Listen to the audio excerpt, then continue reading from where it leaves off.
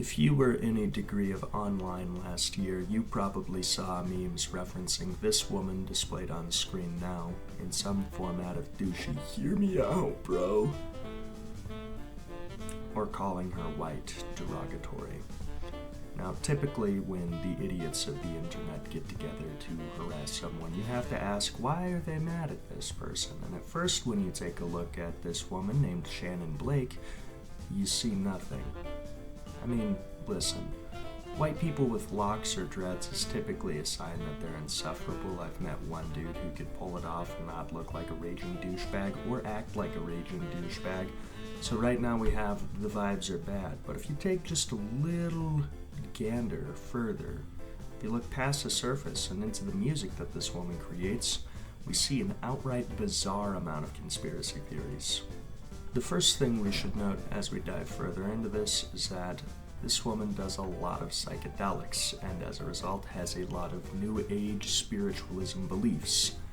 Beliefs like the inner divine, which posit that all of humanity is actually God's, and that this is just like a little avatar for an entity on a further plane. Beliefs like energy work, where this woman claimed that she healed a kidney infection with basically vibes, with thinking super hard. Any infection, I heal that too. To alien star seed conspiracies, which posits that a super small, super select portion of humanity gets to talk with aliens and is actually descended from them, but the rest of you don't because you're not cool enough. I've been learning shit from the aliens. She even goes as far as to say, we quote, used the pyramids for time travel. Like how we're all connected to the pyramids and how we used to use them for time traveling. Let me, as another pen, state that people are allowed to believe whatever they want to believe as long as it doesn't hurt others. Also, let me state that most of these beliefs are based on insane 1800s European levels of racism, or they have been co-opted by insane racists.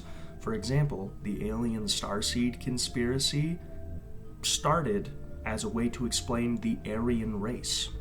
The whole thing with the pyramids, where it's like, yeah, aliens built it, started when white people got so cartoonishly angry that Africans could do cool shit that they decided they'd rather believe in aliens. Energy work is a belief in witchcraft, and witchcraft has a huge white supremacist problem. So the question then becomes, does Shannon Blake know she is repeating Nazi rhetoric in a cutesy hippie aesthetic? There's layers to this shit, oh child of mine. The first is that Shannon has done a shit ton of psychedelics, as mentioned earlier. Now, a little bit of psychedelics can be good, it can be enlightening. A lot of bit of psychedelics can perma-fry your brain and make you not fit for the big kids table. I don't know Shannon Blake personally, and I don't want to know any more about Shannon Blake than I do now, but I can or cannot say whether or not she's perma-fried. I will say it wouldn't surprise me too much if I found that out, though. The second layer of this gets more bizarre, which is why I need a pause on your regularly scheduled dunking on weirdo content to explain an important part of the American socio-political scene, so bear with this brief interruption and sit down because you're about to learn. The John Birch Society was a fringe, right-wing political think tank that arguably had its peak of power in the 1970s. And it wasn't all that powerful. The John Birch Society originally was a conspiracy group founded in 1958 with one claim, that Eisenhower was secretly a communist who was going to make civil rights a thing, fuck your wife, kill your babies, tax you more, etc., etc. The John Birch Society, in theory, was a group of weirdos who faded after the 70s, and they were never relevant again. The John Birch Society, in reality, was like uranium in the drinking water of the Republican Party, because they planted the seeds to the conspiracy and the belief that the American government itself was an enemy to be destroyed for being too liberal.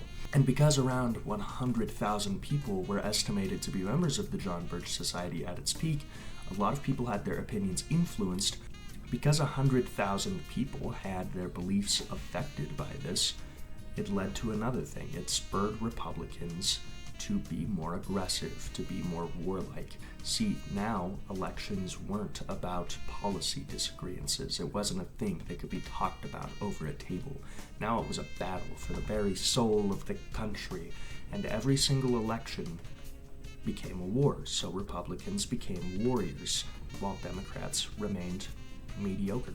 The second layer, back on the main Shannon Blake onion layer, past all of the JBS stuff, which will be handy information later, Shannon Blake is the product of a very efficient 50-year-old psyop to discredit threats to American capital. Let me put you on game. In the 60s and 70s, the American youth were disenfranchised with the system. Big shocker, every generation has done this, right? And instead of, becoming obedient little cogs to the capitalist death machine, they started going on communes and being in polycules and smoking weed.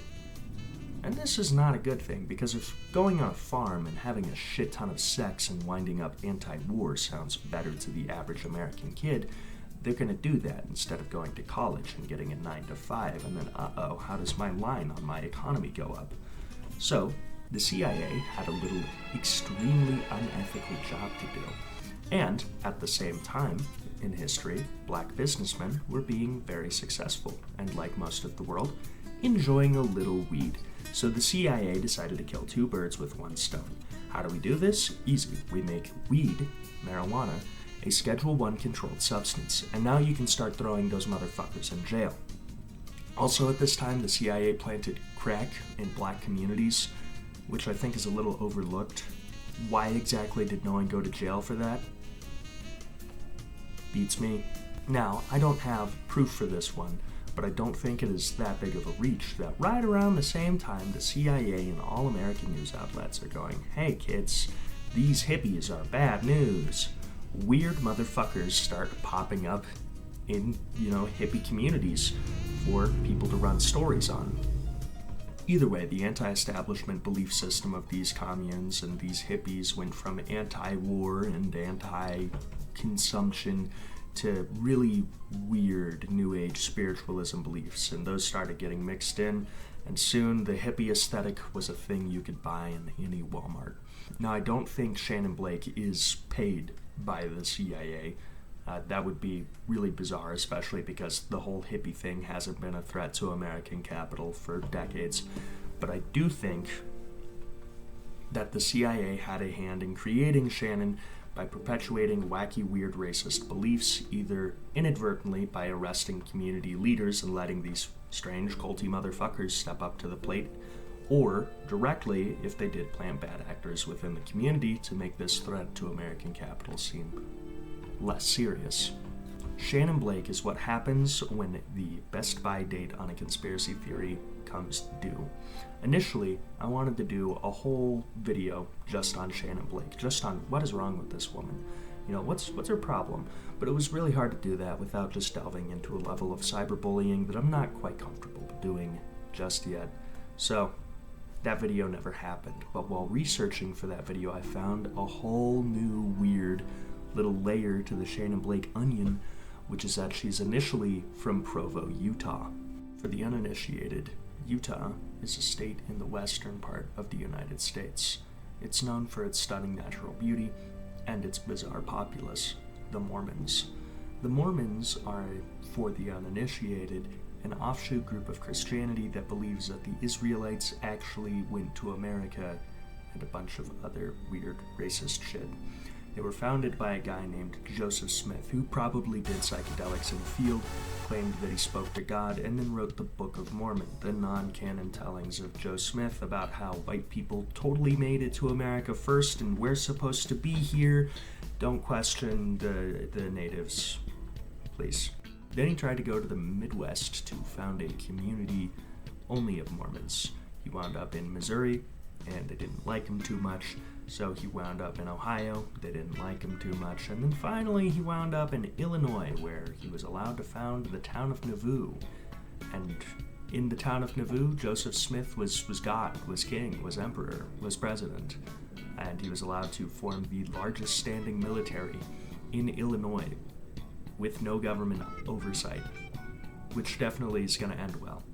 While ruling the town of Nauvoo, some people in a neighboring town went, "Hey, Joseph Smith, your practices of polygamy and abuse of power is pretty fucked up." And Joseph Smith, the reasonable, peaceful voice of God that he was, went, "Burn that town to the fucking ground, so help me Christ." Understandably, this didn't go too well with the government or the people of Illinois. Now, Joseph Smith was supposed to stand trial, but this was the 1840s, so he was beat to death by a mob. Brigham Young, like the university, then takes control of the Mormons, and he goes, yeah, maybe Illinois ain't it, chief, and he leads them west. Credit where credit is due, Brigham Young is also evil like old Joe Smith there, but he leads some very successful caravans out west. He settles the Salt Lake Valley on his first go, and upon arriving there, he starts the construction of Salt Lake City, the nation's first car-based infrastructure city. Isn't that horrifying?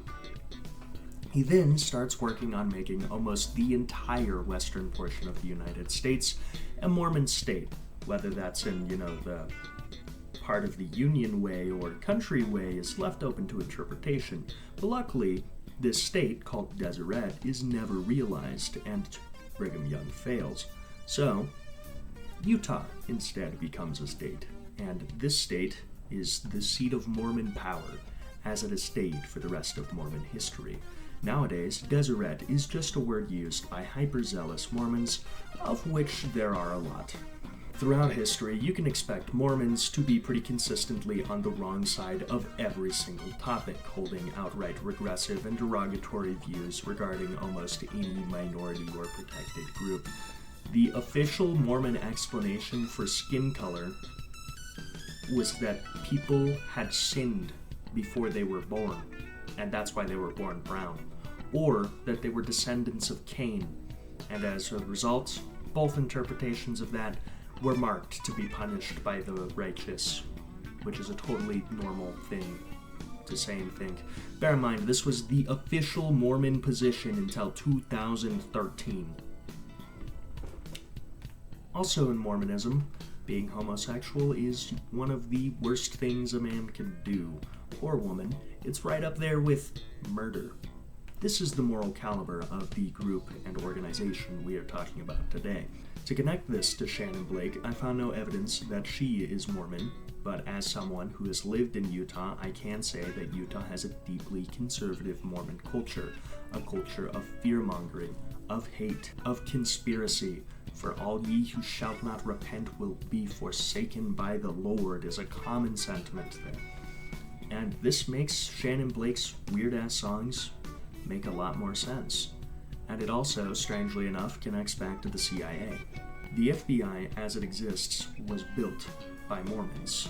Hoover's right-hand man was a Mormon. And so many Mormons wound up in the FBI that there was a conspiracy and joke that the FBI was just the Mormon Mafia, and those boys got to work. Soon, the CIA was a thing, and the CIA started recruiting almost exclusively from Brigham Young University, which is a completely Mormon, total stick-up-your-ass university. Mormons then go on to be recruited for pretty much every three-letter agency out there, so much so to the point that a BYU professor is quoted as saying, "Anyone who applies for a job gets it." Strangely enough, Deseret News, the #1 Mormon propaganda piece, tries to play this down and say that that's not really true, but anecdotal experiences shared online and also just the number of people who have openly proclaimed their faith tell a very different story. There's a logical explanation as to why so many Mormons wind up being feds, though no conspiracy necessary. It's simple. Mormons are expected to spend a year of their lives in service of the church. They're expected to go be a missionary and spread the gospel. And oftentimes this leads them outside of U.S. borders. Because of the oppressive culture that Mormons are raised in, they're squeaky clean. Running background checks on them is easy. And because of that whole missionary thing, they're familiar with international living. Lastly, they're all raised conservative. They have a set of beliefs that further the U.S. status quo. The Mormons are someone worldly enough to understand international actions, but not so much that they'll ever question what America is doing. And this makes Utah and the LDS a perfect machine for manufacturing the cogs that go into the federal government. This goes beyond what Mormons personally believe. This goes into the culture of Mormonism itself, something I've mentioned a few times. It's a culture of conspiracy. In the 1930s, a man named Ezra Taft Benson would rise to power both within the Church of the Latter-day Saints and within the U.S. government. At the time, he was the president of the stake in Idaho, which is to say that he was a shot caller and an asset to the Mormon government. He was also leader of the National Council of Farmer Cooperatives, something that would eventually take him to Washington, D.C. The church was delighted to hear this. Yeah, they made Ezra Benson Taft the president of the new D.C. stake. They sent him up there to serve, and he was meant to bring Mormonism to a new part of the country while also serving his country. Later on, in World War II, the LDS called on him again and sent him to Europe to serve as an apostle and bring aid to war-torn countries. Unfortunately, if you see bad things and you lack critical thinking skills, weirdly enough, you will wind up blaming communism for all of the bad things you saw. And Ezra Taft Benson did exactly this. This hatred of communism was then allowed to flourish in the 1950s, a strange period of American history where the government made believing in communism a prosecutable offense, known as McCarthyism and the Red Scare. Benson was then called to serve with Dwight D. Eisenhower as the head of Department of Agriculture, and he hated socialism and communism so much that he spent his 8 years there ripping up safety nets and protection plans that FDR had so carefully put in place.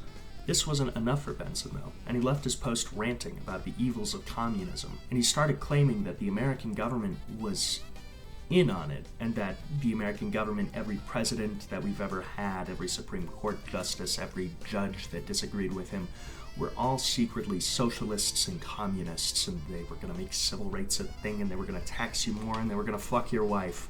Now, the keen viewer will remember this is also the stance of the John Birch Society, of which Ezra Taft Benson was a crucial shaping and founding member. So much so, as a matter of fact, that not one, but two prospective presidential candidates endorsed by the John Birch Society, who were very right-leaning, asked Benson to be their vice president. Now, Benson did ask the LDS, hey guys, can I go be the fascist vice president? And the church told him no. And, well, he listened to the church, so he didn't go try and be vice president, but he did spend the rest of his life vehemently and with a stunning, passionate hatred ranting about the evils of socialism, communism, the American government, and how things were all going to hell. Now, the John Birch Society he continued to work with well into his old age, and the JBS, as a result, was very popular in Utah, especially at Brigham Young University, where they were used to root out and expel suspected communists. And on top of outside of Utah stuff, the John Birch Society's sentiment was piggybacking off of popular far-right candidates to try and change the basis of American government as it exists without the average person having a say to reflect a much further right ideal. The John Birch Society also coined the term silent majority, if we really want to make the parallels super obvious here. This is to say that Ezra Taft Benson and the culture of Mormonism as it was and as it is have created the problems we are dealing with in culture today, be it a strong anti-communist sentiment based off of extreme ignorance or an alt-right think group piggybacking off of a popular candidate to try and change the legal basis and foundation of which this country is built on without anyone actually having a say. McCarthyism, of course, is complex. It's weird. It would be irrational to purely blame Mormonism for the whole complex shindig and tomfuckery that occurred in the 50s, but Mormonism is the weirdest and the most vulnerable part of the alt-right religious thinking that led to the regressive views that led to the John Birch Society and these things becoming popular within politics in the 70s. So, to recap, Mormonism led to Ezra Taft Benson, who leads to the John Birch Society. The John Birch Society inadvertently leads to Nixon, who then directly leads to Reagan. Reagan leads to massive deregulations and tax cuts, and a lot of these deregulations and tax cuts conveniently find themselves back in the pockets of politicians. This, of course, leads to the rise of the Bill Clinton-style liberal, which is to say, a guy who has a lot to say about social stuff and not much to say about economic stuff, policy-wise. See, these people campaign on a lot of things, not deliver on a lot of them, because Democrats want to make a ton of money too. The rise of the Bill Clinton-style liberal leads to the two-party system getting bloated. Both sides want to keep making money. This, of course, eventually boils over the People versus FEC, where the Supreme Court legalizes bribes by saying that corporations have a First Amendment right that can be expressed by donating to someone's political campaign. This, of course, means that all of that stuff that was happening under the table with Ronald Reagan and the Bill Clinton-style liberal now becomes above the table. Obviously, things staying the same is not good for the average American person. This leads to a stark radicalization. In 2016, we have the far-right reactionary Donald Trump and the European moderate left Bernie Sanders. Bernie Sanders, however, breaks the mold. He is not a Bill Clinton-style liberal. He's going to do something about economics while he's in office, and he's making it very clear. This leads to the DNC snubbing Bernie Sanders of his primary, instead opting to put Hillary Clinton in. They expect to win anyways, because no way people would vote for Donald Trump, right? Unsurprisingly, Donald Trump wins the 2016 election. Even if on a thin margin, he still does it within the rules of the American system. This leads to 4 years of absolute chaos and pandemonium and culture war and bullshit. Bernie Sanders sues the Democratic National Committee. He takes them to court for snubbing him. The courts then rule that the Democratic National Committee actually has, quote, no responsibility or obligation to represent the interests of the American people over the interests of their own. 2020 rolls around, and after 4 years of pandemonium and chaos, it's Donald Trump versus Joe Biden, another Bill Clinton-style fucking liberal. Because people are sick and tired of Donald Trump's wackadoodleness, Joe Biden narrowly wins, and his entire 4 years of presidency serve as basically a fuck you to most people who voted for him. He's woefully inefficient, he does not deliver on a lot of his campaign promises, and the campaign promises he does deliver on are chronically underreported by the news, leading to the man being insanely unpopular. So, of course, 2024 rolls around, and what do we get? Another Bill Clinton-style liberal, and Donald Trump again. And can we guess what happened?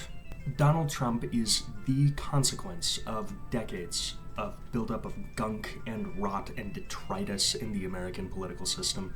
It was inevitable that he was going to happen. It just really sucks that he's happening right now. And, of course, conveniently enough, the John Birch Society has found itself reborn in a new alt-right think tank who seeks to piggyback off of popular right-leaning candidates and undermine the American governmental institutions as they exist without people having any say in it. These two institutions being the Heritage Foundation and your least favorite ketamine junkie's newest venture, Doge. Now, bear in mind, Trump won because Joe Biden didn't undo anything that Trump did. Very little of it was undone. He actually enforced a lot of Trump policies better than Trump could himself. And because of, the DNC snubbing Bernie Sanders back in 2016, and because, of course, decades of buildup of gunk and bullshit and detritus in the American political system, we could blame the Supreme Court, we could blame Obama, or we could take it all the way back and we could blame Mormonism, specifically Ezra Taft Benson, for creating the current socio-political climate that all of America is having to suffer through. Thank you, Joseph Smith. Very cool. Now, of course, in all of this, Mormons only have partial culpability as they are only a part of the alt-right religious thought that has led to regressive views, but they are by far the strangest and most prominent with their regressive opinions, entitlement to the land that they stole, and general shitheadery. Even today, some Mormons will follow down their own self-made conspiracy spiral with movements like DesNat, which is a group of people who believe that they should forcefully seize the land that was once going to be called Deseret and realize it as a nation to be shaped in their own ideals. Or conspiracies that the Mormon Church has contingency plans if the world ends to start their own hyper-religious nation. or the fact that the Mormon Church has an astronomical net worth, over $1 billion of money, that apparently they, quote, don't plan to do much with. It's undeniable that the Mormon Church as it stands and its culture of conspiracies, at the very least, raises eyebrows. Because no other church in America has such a record of being blatantly far-right at best and straight-up fascist at worst. Nowadays, if you ask people in or near Utah what they think of it, it's not unpopular to hear a sentiment that it's the West Coast's own little deep south, which is very unfortunate. It's a place where poor people stay poor and exceedingly politically misinformed. The culture of Utah stands in stark comparison to pretty much every single neighbor it has. It's a place where you can see in real time the same beliefs that make great FBI agents create trailer slums in any place that isn't Salt Lake City. Mormonism was never going to become all-powerful, but sometimes when you take a look at it in this light, it looks more like a sad joke, a disappointing cultural export at best. As an outdoorsman, I have love for Utah's stunning scenery, and that's about it in terms of love I have for Utah. And this isn't an unpopular opinion. The same culture that produces fools like Shannon Blake also produces threats to American democracy and culture as we know it through the current culture of conservatism. Okay, so we did it. We made it through another video. Hooray! This one was a trip to make. I wrote the script to this almost a year ago now. I've been meaning to sit down, record, and edit it for a while, and then I just never got around to it. But 2025 is the year of the geek, so I'm getting around to doing shit. Thank you so much for watching. If you liked the video, go ahead and like, comment, subscribe, all of that stuff that YouTubers tell you to do. They tell you to do it for a reason. If you disliked the video, go ahead, dislike, leave a hate comment. Yeah, that's right, leave a hate comment. It's great for the algorithm. Unsubscribe if you're so inclined. You do have the ability to do so. And overall, thank you so much for being here. Whether you liked the video, whether you hated the video, whether you are indifferent about the video, you made it to the end of it, and I appreciate that greatly. If you'd like to support the channel, obviously there's stuff like, comment, subscribe that I just mentioned earlier. There's also a Patreon. I've been struggling with what exactly to post on a Patreon for a while now, but I am working on having stuff on there. It won't all be directly related to my YouTube stuff. Some of it will be related to my other creative endeavors, but basically the Patreon is a way for you to directly give money to me, and that helps because then I don't have to eat 4 cans of green beans a week. Thing I did. Didn't feel great. Anyways, that is enough of my spiel, enough of my, please give me money. Hopefully this video wasn't too weird. I know we started at Shannon Blake and then we ended at, existential threats to democracy, but I feel like it kept an okay pace throughout that. Anyway, I will see you in the next one, next week probably. So have a great time, and until next time, memento mori.